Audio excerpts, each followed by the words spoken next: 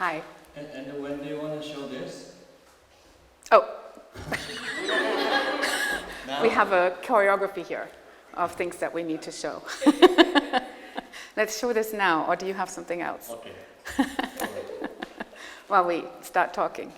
Hi, I'm Silke, and we just said it's particularly nerve-wracking to talk in front of other artists and professionals, so we will try our best. And the invitation came very specifically with not giving an artist a boring artist talk, so which is true very often. Yes, and so they ask us not to give an artist talk.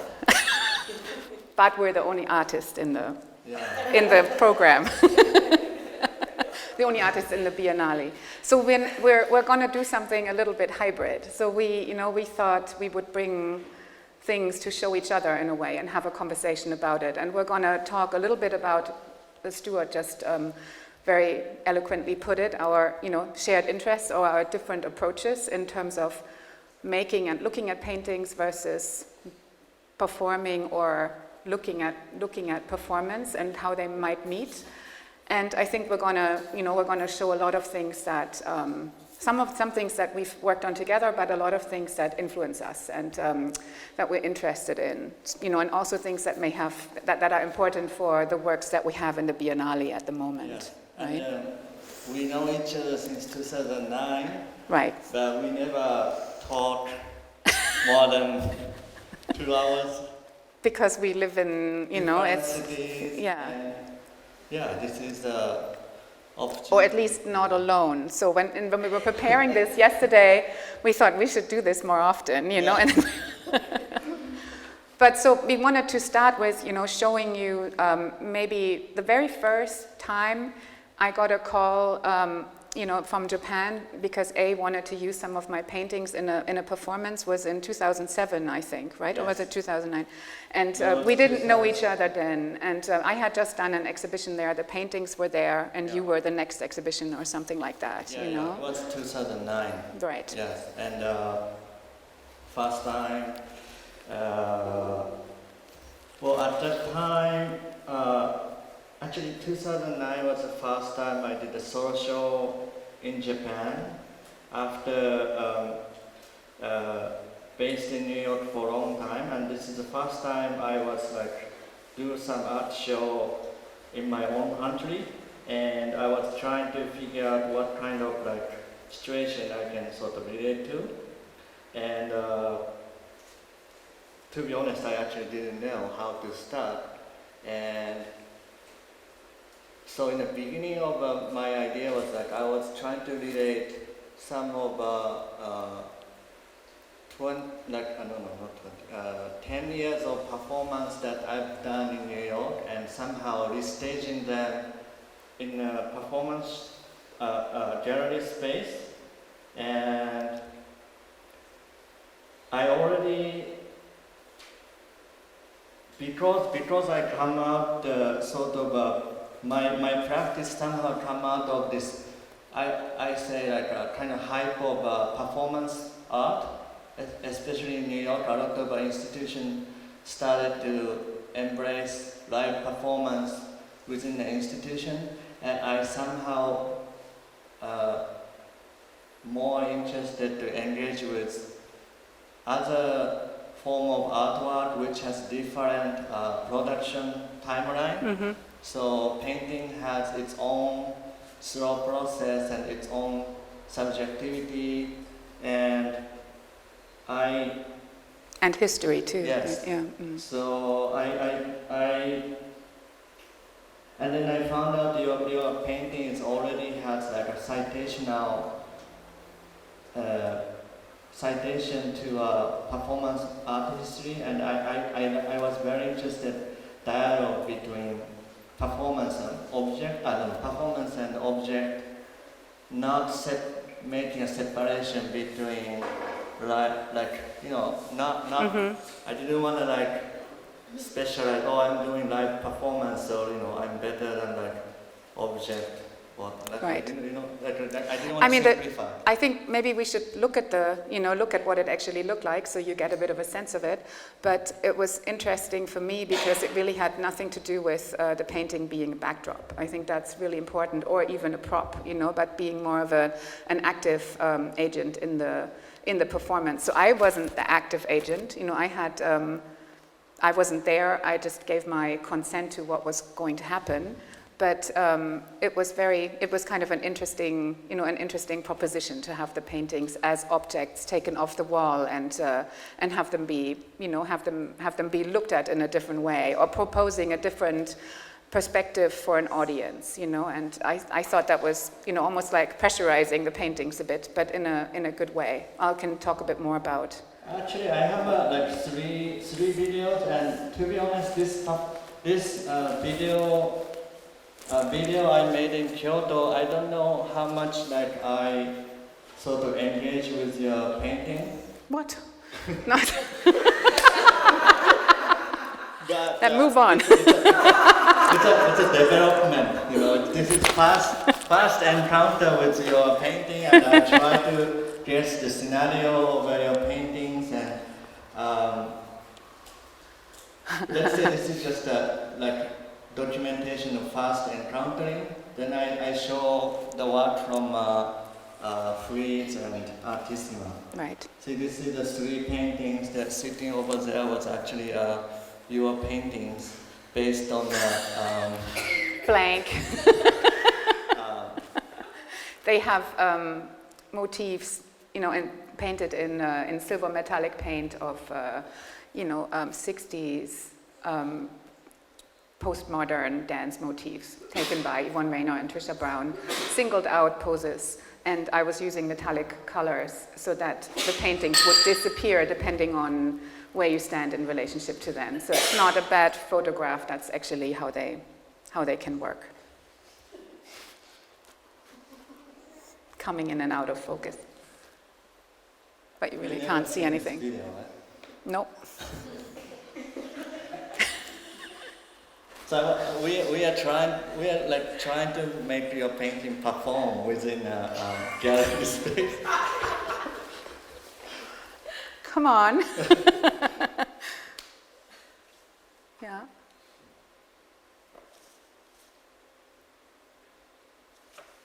So no, I wasn't. I think I saw some stills of this. I did get a little bit of a sense, but it was more the idea for me that they would be, taken care of in a way. I was never worried that they would be, that it would be damaged or anything like that, and that they would somehow be part of something, something that would treat them as a whole object rather than just a depiction of something or representation of something, or something that can only be seen in the kind of conventional form of display. They were throwing them off the roof there.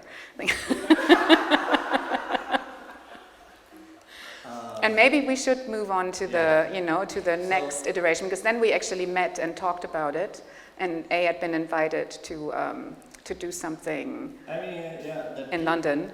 The audience or viewer has a much strong relationship with the performer, the painting, and this two video I'm showing now is actually took place at art fair. So it has a very specific audience, sort of way of behavior, and what the people expect is very specific. And it was first there's two videos. One is Frieze London and one is Artissima. The Artissima is actually that was 2010.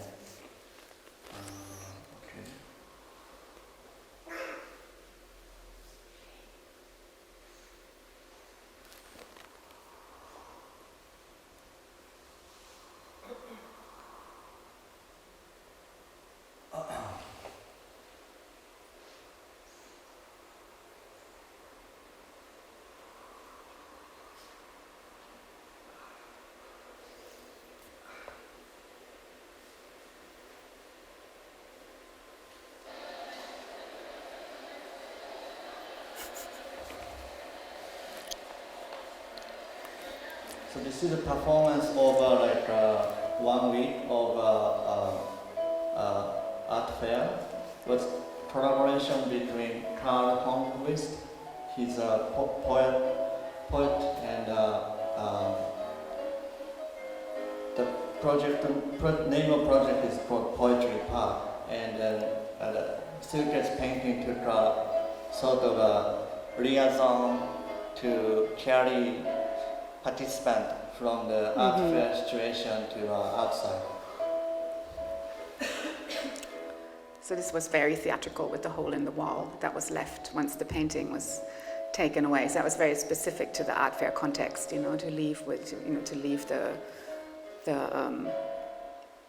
leave the blank, not just the blank wall, but an actual hole. Yeah.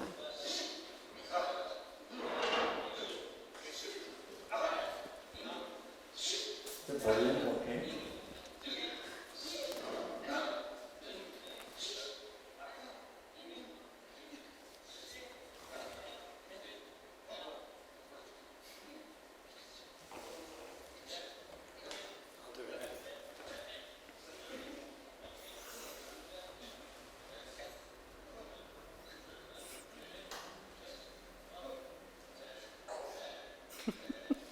So I could actually see this because I lived in London at the time. So they would just take the painting for a little stroll, visit other paintings. And then there was this, and then they would eventually go outside. And so my paintings are made with watercolor. So the one thing they're susceptible to is rain or water because it would just lift the paint off of the surface. The surface is not treated. So there was this great, here we go, this great instance where A had a sheet of plastic attached to his waistband in order to protect the painting, throw it over in case it started to rain. I think that did actually happen, right? Wasn't there some raindrops at one point? I don't think so, but one occasion I damaged your painting by accidentally put another paint. I remember that, yeah. But I mean, again, just going back to this shift in perception, it was very interesting for me to see the painting in an outdoor context, and seeing it against the park landscape with the natural light on it, and it was a very different viewing experience for people seeing it, and I think this kind of shift in, not really, it was always a painting that was being perceived as that. It wasn't just an object carried around, and that tension, I think, is interesting. And then this one here, I didn't see, I know the documentation of it was much more about looking, right? Yeah, I think my intention was because, everybody has everybody looking at paintings, and this one direction, like a gazing of a painting is very strong, but I somehow wanted to change this viewership of audience to what they are looking at by sort of moving around sort of paintings and somehow restructuring position of audience to by make them like self-conscious in So, in the soundtrack you can hear that is the positions are switched. The painting is the observer in a way, of the audience. But maybe it would be interesting to talk about some of the influences that you mentioned that led you to thinking about painting in this way, and maybe showing the Sotatsu images. Sure. Yeah.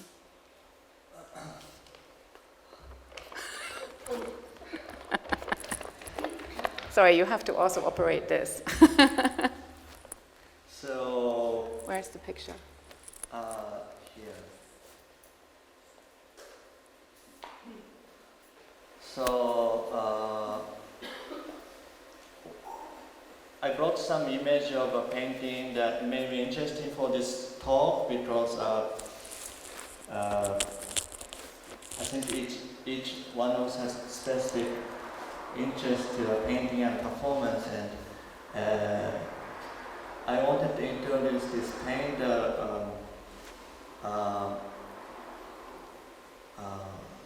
Tawaraya Sotatsu Tawaraya.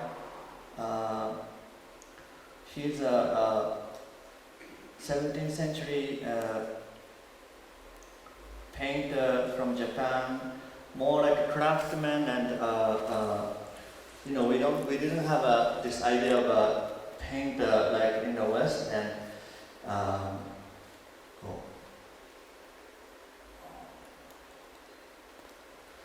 and one of the paintings I really like this is called Bugakuzu.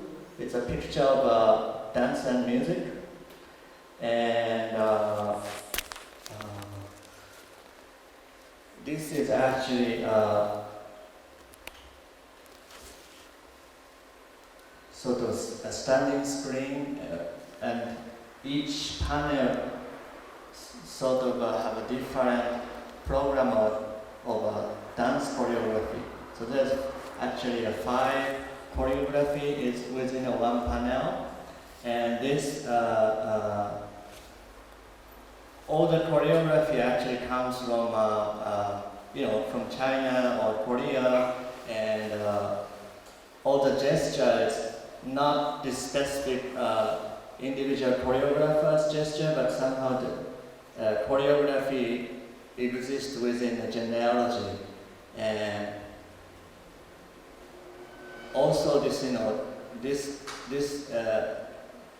pine cherry blossom actually exists in Kyoto. So this is also like telling specific location of the performance. And I wanted to also show a performance that based on this painting.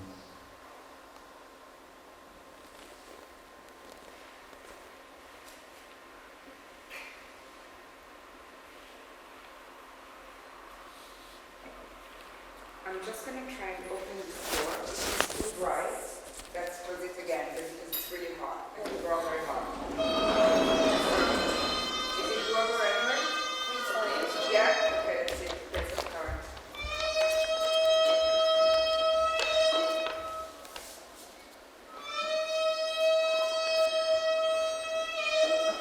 So this is one of the dances that's depicted in the screen that we saw.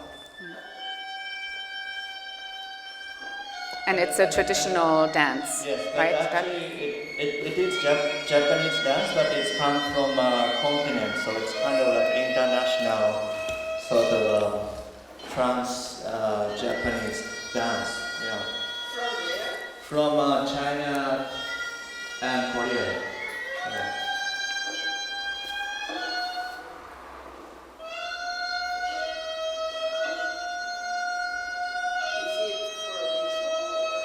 This is for I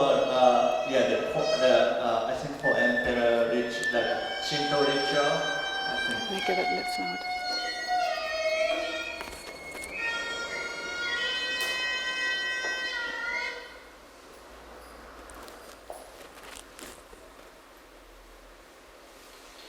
It's very stylized, a lot of protocol for the performer.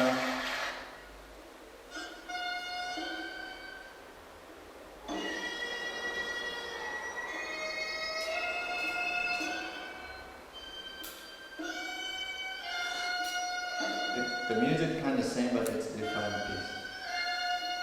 And you were looking at this in relationship to thinking about using paintings in the performance. Yeah.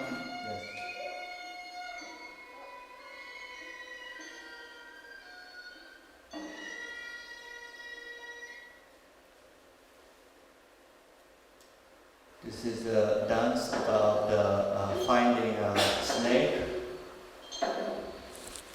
There's a snake object in the middle.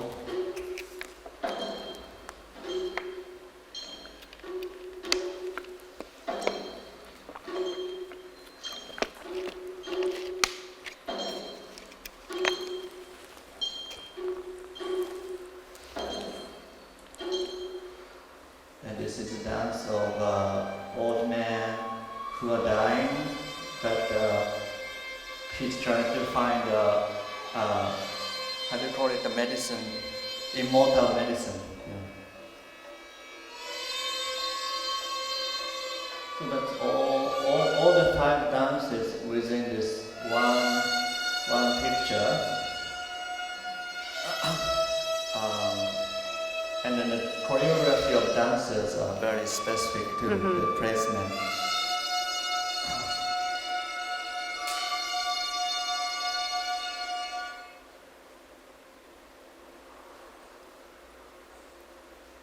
I mean, educated in the Western art institution, I often have a pressure of I was influenced by modern art history, and I always pressure to somehow counterbalance other context, but not necessarily contesting the canonical things, but somehow make what's that? It's like creating a scenario, a situation where, you can encounter something in from a different perspective. And I mean, you don't have, it's not really, this is kind of, an underlying structure in some way that you're thinking about in terms of looking differently, and thinking about representation differently and about, and about performance differently, right? Yeah, yes. So citation of your literal citation of your work within my performance is somehow trying to open blur this category, my sort of bodies or somehow blurring this situation. And what I always found interesting is that, like I said in the beginning, that I'm in a way I'm not an active participant in this. The paintings are, but the paintings are, the paintings can, are able to hold their own in that. It's not that they become a prop, but they can kind of, we're not really collaborating. We kind of, there is an autonomy of each person's work that's retained somehow, and they come together in these instances where the perspective is shifted, and something new happens, I think. And in some ways, I like to think that my paintings return from that somewhat changed in my own perspective on them. That might lead to, a different groups of works or something like this, or a change in what I think is possible somehow, even though I would always install them on the wall, or most of the time at least, but it's definitely allowed me to think about spaces in a different way, and to think about how a viewer physically interacts with the paintings in a space, and to work with that, actively or more actively, I think, I mean, today you didn't want to show your image of your paintings, right? Because they're there. That's good enough, right? But I think your painting has not possible to reproduce, this presence. And I like that kind of being of paintings within a performance, almost like having another performer inside of a performance structure. Exactly. I work. Yeah, I mean, you can all go and see the paintings that are here. I always think it's nice to not necessarily show lots of other paintings that I've made in a talk when there's paintings right here. But I'm hoping that the physical presence that they have, rather than their representational quality that refers back to a source, will be quite prominent when you see them. Yes. Talking about space in a different way.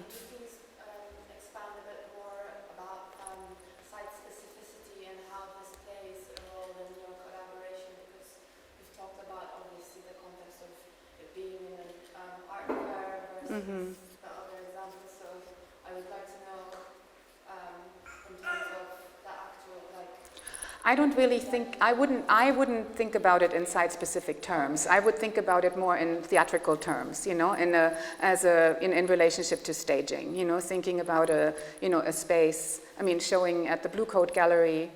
Right now, I don't think about that as site-specific, but in terms of the history of the space, the Liverpool location, or something like that, But I'm thinking about the physical makeup of the space, the materials, where the windows are, and all those kinds of things. And I think you always do that in every exhibition that's being that's being put on anywhere, but I think you can, or I feel that I think about it in the process of making the paintings, how they will operate together in a space. And I'm thinking about relationships between them and a kind of a physical movement in the space. So it's really more of a, of a kind of a temporary scenario that's staged, and that could be quite different if, the paintings here, even though they're made for that space in terms of their dimensions and things like that, could look quite different in a different space. They're not tight, they don't have to be in this space forever, Yeah.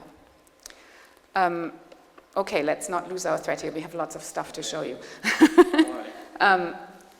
So before going to, I think next section kind of like... yeah, let's get in there.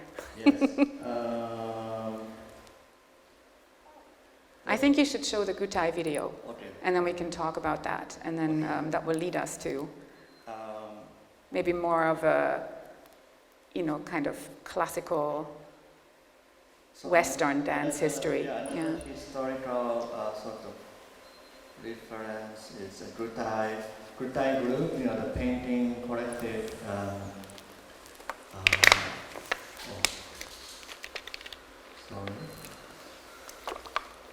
From 50s in Japan, and for me, the first exhibition outdoor in south of Kyoto, that's called Ashiya City near Osaka. And then one day in August, they did an exhibition outside of a park where there's a lot of pine trees, and the title of exhibition is Modern Exhibition Challenging the Sun. I think that was it. Yeah. And there's like so Gutai. I don't know. I think some people knows about Gutai, but what do you know about Gutai? Wow. I mean, I know a little bit about Atsuko Tanaka, obviously, yes. And the electric like dresses and like a strong sort of painter became successful in France and America later on, but they kind of started as like a theater and sort of a performative painting collective, and there's also a lot of, there's like performances of carrying paintings outside that are quite famous. And the leader of a Gutai group is called Jiro Yoshihara, and then he's like a painter, sort of educated pre-war Japan, and he had a lot of, he's actually a collector of Russian children books, so he has a lot of, I mean, Japan doesn't have a strong modern art sort of structure. So his idea of modern art is somewhat more expansive and almost like earlier kind of public art. So anybody could come, and even though you don't understand what it is, and somehow they interact with paintings or art. And this is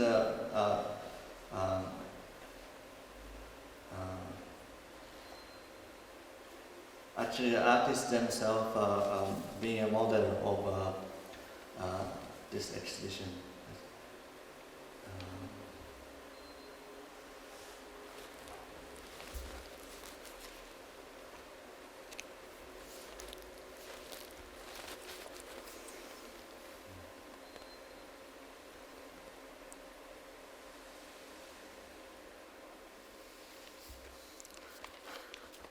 I think, I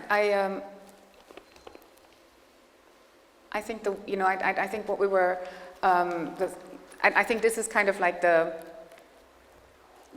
where, I guess the thinking about, Yes. public space and a maybe more, possibly more kind of democratic approach to how you can experience art kind of comes together. You know, we're trying to make a shift now to something as possibly exclusive or elitist as, you know, as classical ballet. Electric Yeah. sort of structure from 56.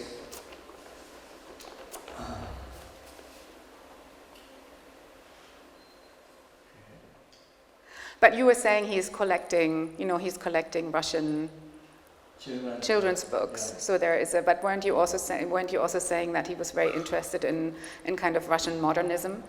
Yes. Somehow that's how he came. Oh yeah, here. Where he came from. And here you're making that connection very directly, Yeah. right? Yeah.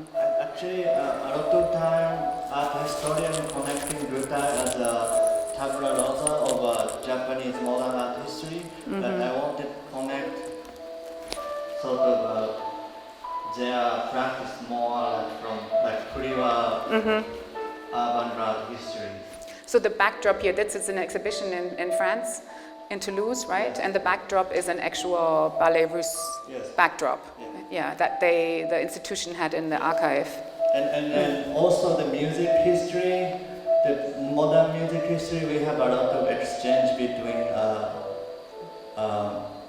Europe and Japan. And this actually specific music is actually a piece composed by a Japanese composer in 30s, but played by a Russian pianist composer Alexander Cherepinin. And then you actually went ahead and made a Ballet Russe stage set reconstruction, right? Here. And this was very, actually, that was exhibited in Los Angeles, and I saw it there. It's very interesting for me to say, you know, to see, because that's where, you know, our interests very directly overlap again, you know, because I've looked at that moment in time when, you know, when ballet was a very avant-garde art form in quite a lot of detail, and have been very interested in that, you know, and the idea of collaboration in like early Ballet Russe performances. I mean, I'm sure you know the sort of gist of it. Most of you are artists, you know, and it's such a kind of famous moment in time, you know, between 1909 and 1929, where a lot of the, you know, prominent artists of that time collaborated with composers and choreographers and writers in order to make, you know, collaborative sort of like, you know, stagings that, you know, that use dance as one element, you know, that we're veering away from storytelling or the idea of romantic ballet as a kind of reactionary kind of, an art form that was, you know, that was kind of entertainment, and that was kind of not challenging the status quo in some way. That was quite removed from the, you know, from the actual reality, political and social reality that, you know, that was surrounding it. And I think the Ballet Russe were definitely starting out with, Orientalism, for sure. So they were within that tradition, but approaching it formally and artistically in new ways. And then I think later on, but maybe we talk about this first, things shifted into a different territory that really allowed for connection with, with the political conditions that the performances were happening in. But maybe talk about the Bakst, This hasn't, I think I don't talk about the whole exhibition, but I reference this specific Leon Bakst production for 1910, Res Orienta.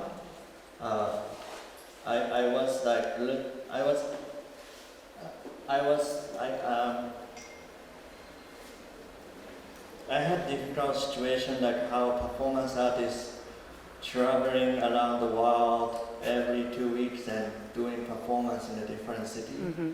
And somehow I made this body double of my performance body, and then place it in front of um, less oriental backdrop. Mm-hmm. But you were also saying that it was important for you that, you know, it was your body, like, and not a, you know, like, yeah, performance, like mm-hmm. service, like how I can deal with like servicing my body to sort of provide performance in the institution, mm-hmm. or not. Yeah. Right. Shall we just look at, you know, going back to what I was saying about the the ballet russe. Yes. One of the works that I've always found particularly interesting and on the very extreme side is called Les Noces, and it has music by Stravinsky, and it has a really kind of interesting cast of people that have worked on it. Both the choreographer and the scenographer, the person who did the sets, were women, Natalia Goncharova and Bronislava Nijinská, and then the music by Stravinsky commissioned for this, and it's based on a Russian wedding ritual.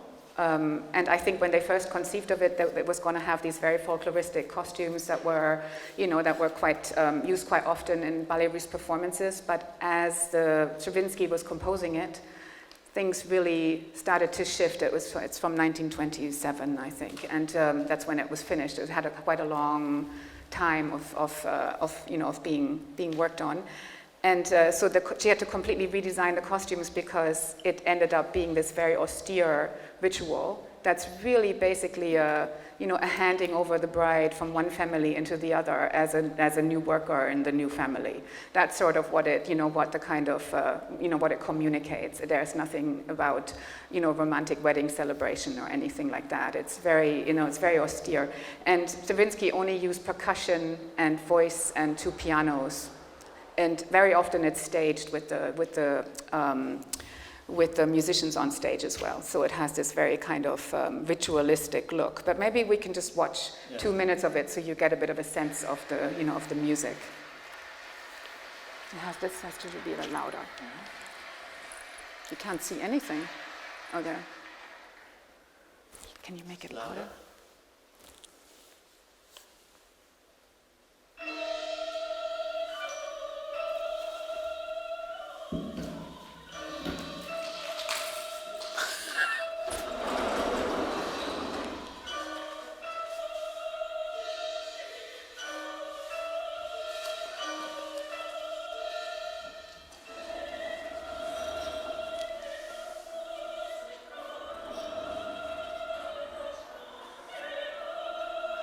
Even though it has a bride and a groom, they really are not so important. It's really all about the corps de ballet, about the group of dancers. That's usually always just the kind of the swans in the background, or the sylphides or something like this, in a tutu. And here they're really foregrounded, and the group choreography is really in the center of things. So this, for instance, is it's like a choreographic translation of braiding the hair.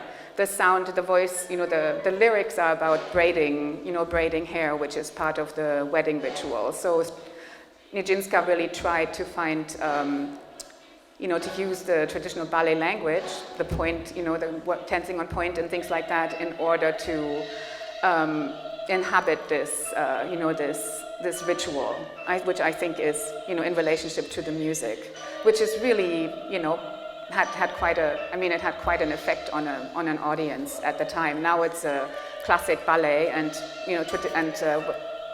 all the big ballet companies often still perform this. It's one of the few ballets written by a woman that's still in the kind of repertory of ballet companies. And it's the Royal Ballet actually does it. Nijinská taught it to them in London. This is a Royal Ballet performance, and it's an incredible thing to see live. But maybe this is good enough. And I think obviously for me, the working with tableaus, group formations that come together as tableaus is something really interesting to think about in terms of bodies moving in space and thinking about a relationship between a pictorial space and the stage space, of a proscenium. Okay, let's turn that off. Because then, the next work maybe approaches this idea of group choreography or like of group, and a kind of an ornamental use of a large group of bodies in a space in a very different way, and also maybe going back to the Gutai idea of a democratic approach in some way. This is maybe we can just watch it and then I talk a little bit more. Are you in this? No.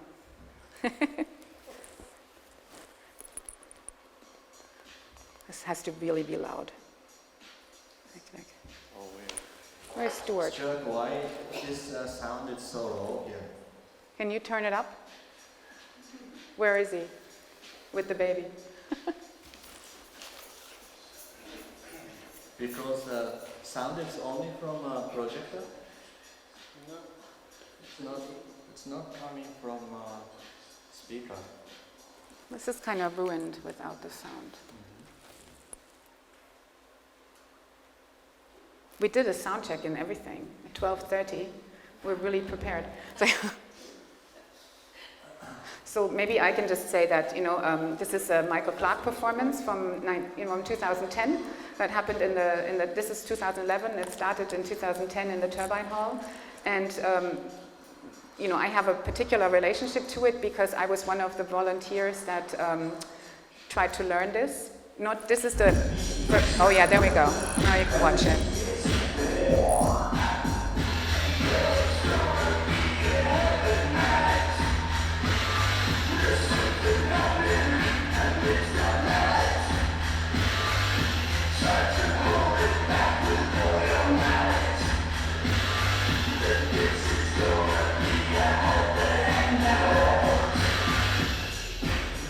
How long was the rehearsal time? How long was the rehearsal? 6 weeks.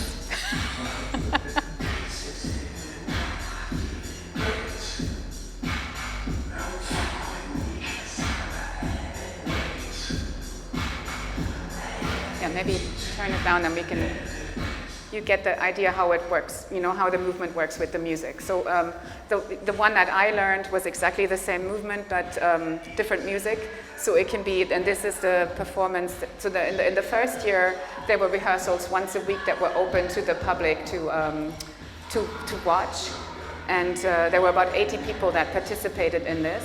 And it was quite interesting, this idea of like it being a punk gesture to work with non-dancers in a very trained dance environment, but then obviously he came up with a choreography that was really super tightly controlled.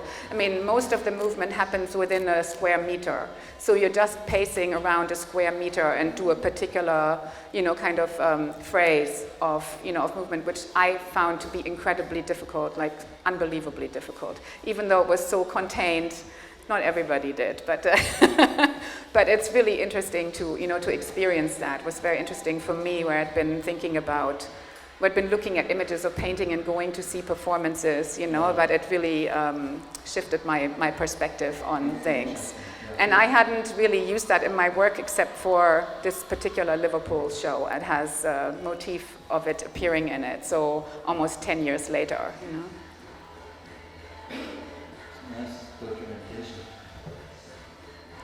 But I think this idea of a mass ornament is interesting, and the relationship of something that's very formal. The movement is very formal, the music is very kind of pop in some way, and the song's called Heavy, and it's Jarvis Cocker's kind of spoof band, Relaxed Muscle, but it has this drive, obviously. But it's what I find so interesting about Michael's work is that it always, it uses the music and the song structure to move something forward, but then it always resists that in some way, so it doesn't quite give into it as if you were in a club or something like that, or use it as as something that could be described as decorative, but there's this tension between the movement of the bodies in the space and what you want that to do in relationship to the music. There is this tension, And I just wanted to show this, this one other video of his work, because he's somebody that I've been looking at a lot, whose work I've really followed. I didn't know about him at this time. This is from the 80s. But just to give you a little bit of a, I'm sure you are all quite aware of this, but I don't think you can ever see this often enough. It's from 1986, and it's from the I'm Curious Orange tour with the Fall. We can just watch it, and then I talk a bit more. Okay.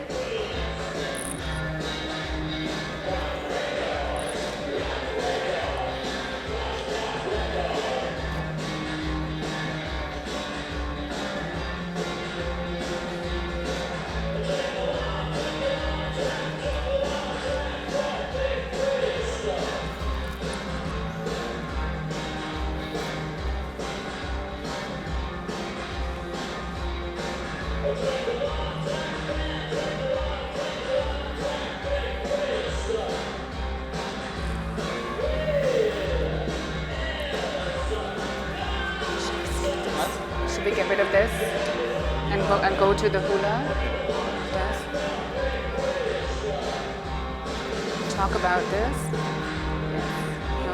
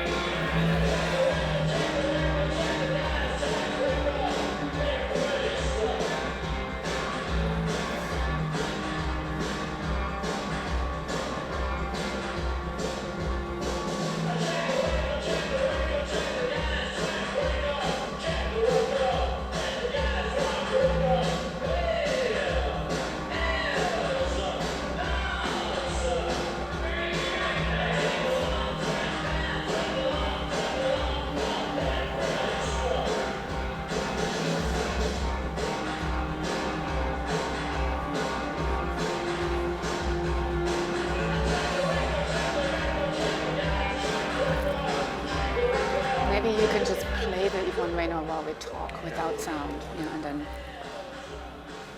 So yeah, this is, I think this is interesting in connecting it back to the idea of elaborate staging that, they were doing in the 20s with the, with the Ballet Russe in terms of, collaborating on costumes with Lee Bowery, having a band on stage in relationship to having parts of the orchestra on stage, so he's inserting himself into a very specific history, but at the same time, obviously, making it into something that happens in rock venues and, that reaches a very different audience, but I think it has the ambitions and the kind of rigor of any kind of classical ballet company, and I think that tension is a really interesting one, and I think the restraint in the turbine hall one versus the kind of over the top stagecraft in this one is really interesting to see. And you have a Maria Hasabi element in this new paintings. Yeah. What is this new? How you decided to sort of include her? Right. You put it in. I think the way that that's what I was trying to see earlier. When we don't have the paintings here, so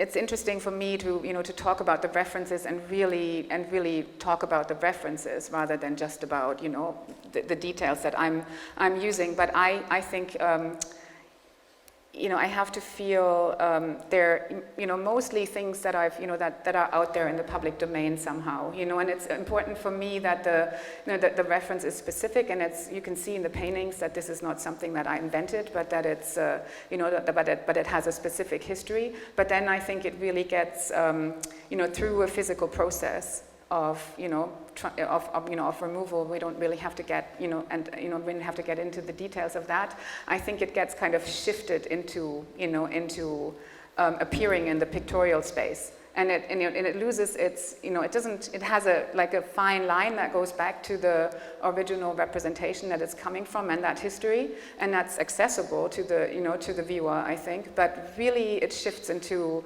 a physical presence in the space, I think, and in a tension between, foreground and background, and it doesn't really, I don't think, have anything to do with illustration or representation of the source. And so Maria is a choreographer who is my age, that I have that I know quite well also, and I mean she's working with very, very, very slowed down movement, and she's worked a lot in gallery spaces as well. On staircases, in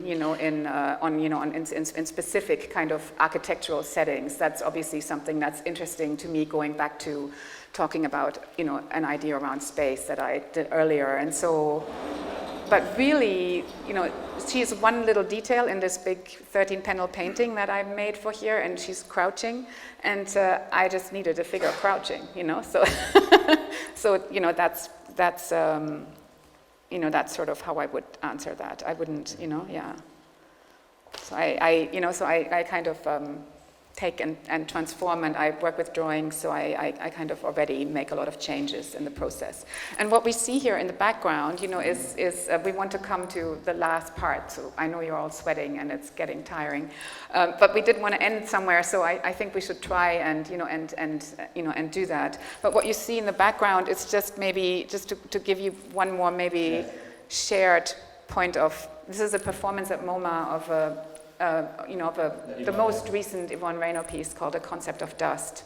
And she, when one arrived there in the audience, you could given a sheet of paper that was about value. And I was going to read it to you, but maybe some details of it, but maybe maybe that's taking too much time, but she's talking about the relationship between the bodies and the Rousseau Sleeping Gypsy painting in the back, So she's saying that painting was always her favorite painting when she first came to MoMA, before she knew anything about, post-colonial theory or the context of Rousseau. She isn't saying she doesn't like it anymore. She just said it changed. Her relationship to the painting changed on some level, but her love for it didn't change, And so she wanted to have it. She had access to it as she was invited to do a performance at MoMA, and so she wanted it to be part of the conversation, but for her it's a conversation about value and, the value of something, a work of art in an institution, in an institutional framing versus, how does that relate to a body, a live body in an institution. And she's, and so she's already introducing this conversation with a kind of photocopy that you get as you enter, and then that gets picked up, not directly in the performance, but I think it gets picked up in the way that she uses dance phrases. She uses, there's a lot of cues that lead to improvisations, like sort of improvisations of elements that have been pre-rehearsed.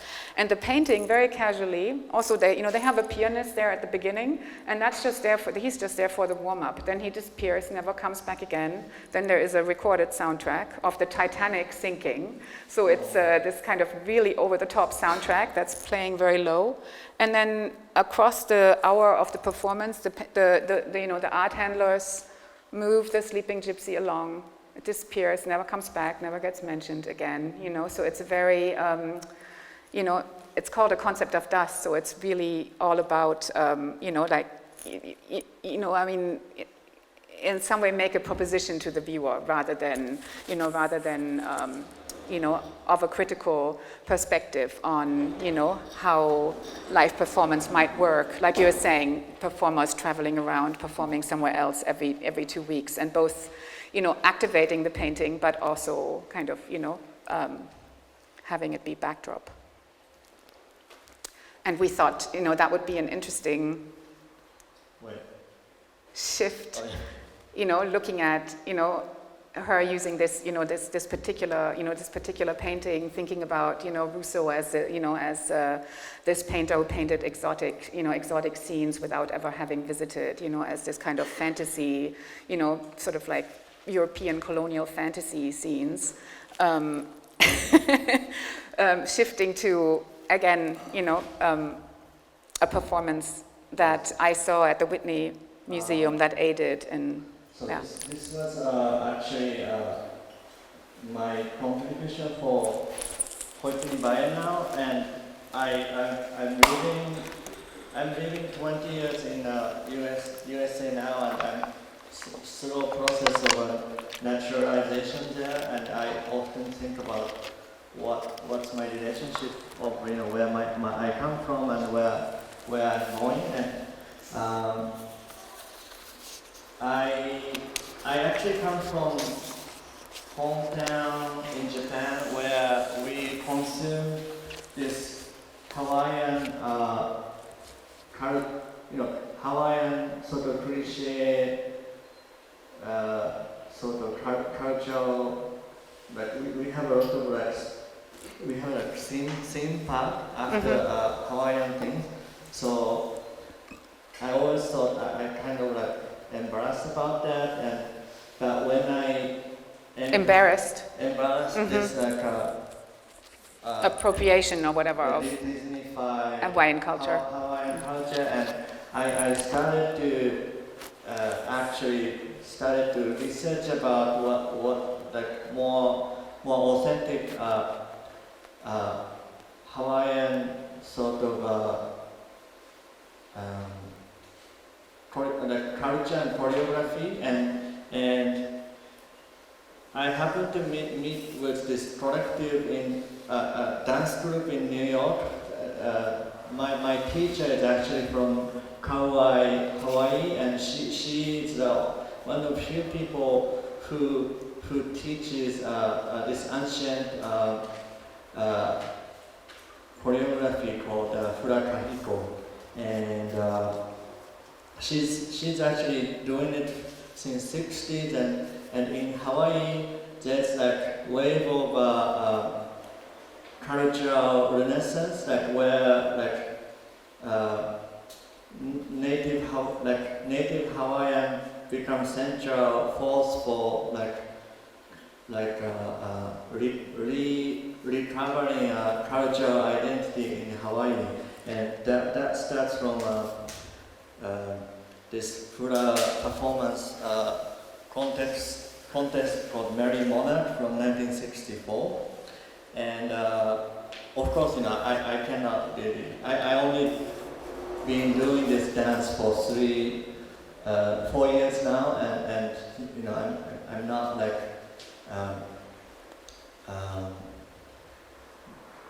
never be a real Hawaiian dancer, but I try to internalize some of choreography of the performance. But it also involves chants, right? And it involves in self-built instruments and things like that. And maybe you can. Yeah, in Hawaii there's no written language, and so the Fura, this choreography becoming a sort of language itself. So that all the choreography has a sort of a meaning of history, the history of place and the mythology of Hawaii, and also chanting has certain function in very specific to a performance, meta performance structure of the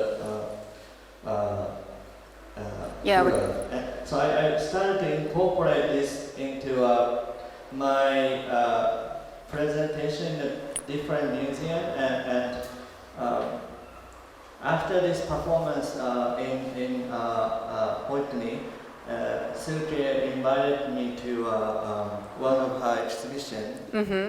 I was there, I saw it at the Whitney, and then we had a conversation about it.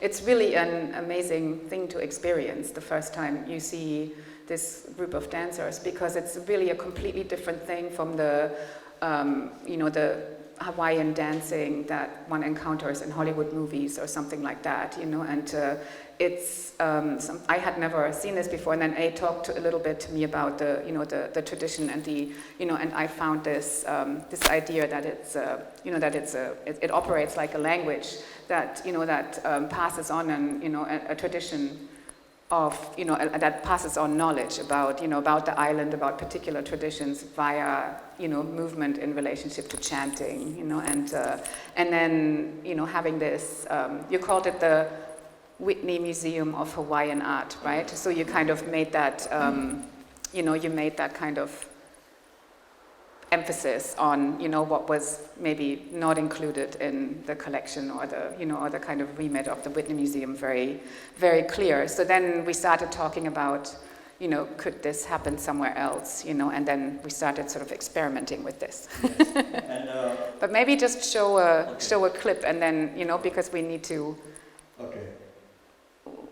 And then we can talk about it a little bit more. So and maybe have some questions also, because video, Francesca is waving to me. This video actually, I made it at the AGO Toronto and also Florence, and there's two dance in this video, and one first dance you will see is choreographed by Uncle George Naobe. He's a founder of this second Hawaiian Renaissance. He's a great choreographer. And second one you will see is the choreography by Sonny Chin. Also very great. Talented. Yeah.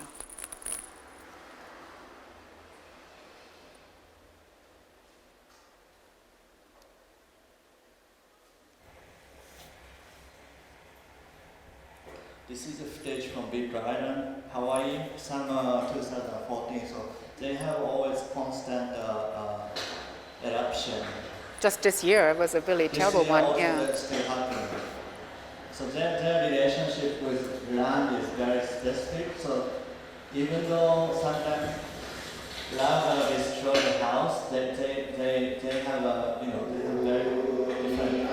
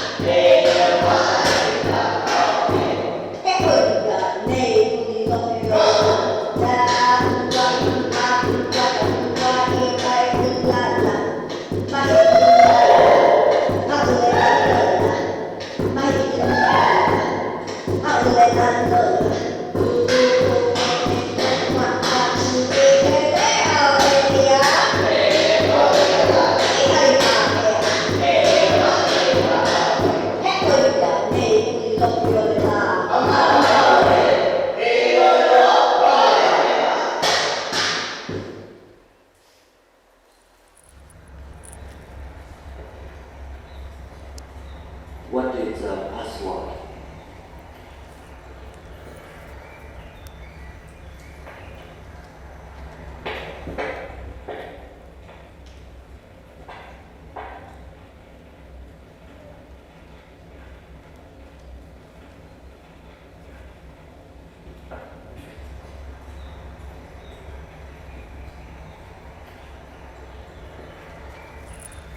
This was in Florence, and the exhibition space was in a crypt, so there were no walls. So we had the paintings on these wheels.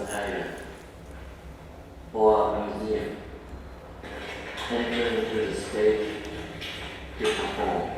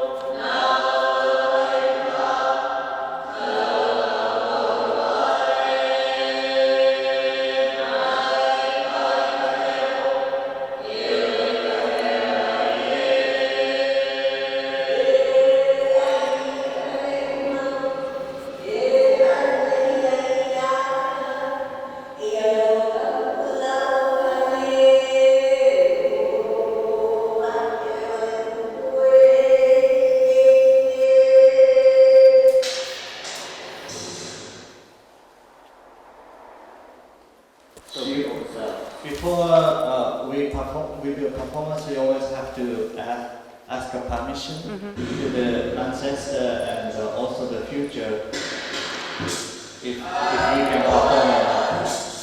And that was the chance we all.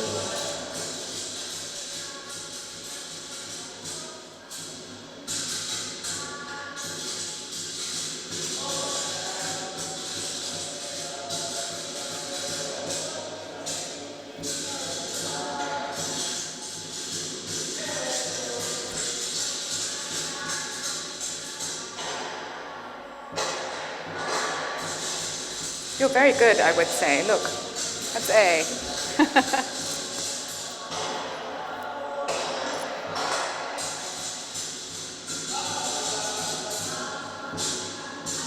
And maybe we can finish by, I know we have to finish. We're gonna finish, but I mean, can't just let this leave like this. 1 second. Well, I'm going to take an executive decision, and so you should play a final video. Wait. I think this is the final video.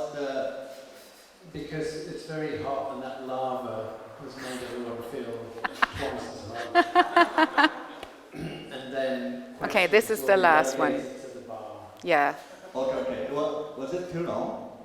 No, it was an hour, but you know, an hour is 2 hours when it's hot. Give. Back.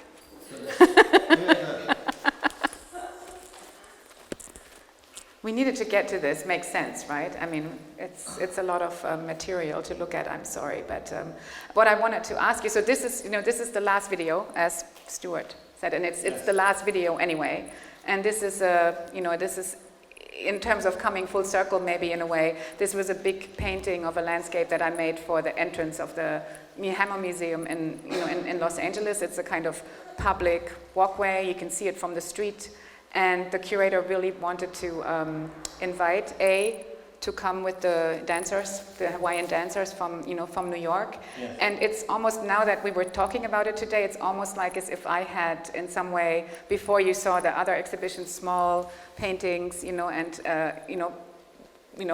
much more kind of conventional shapes, and here it's this kind of gigantic thing, something I'd never done before, of a very simple landscape that's based on an island in Newfoundland, vaguely.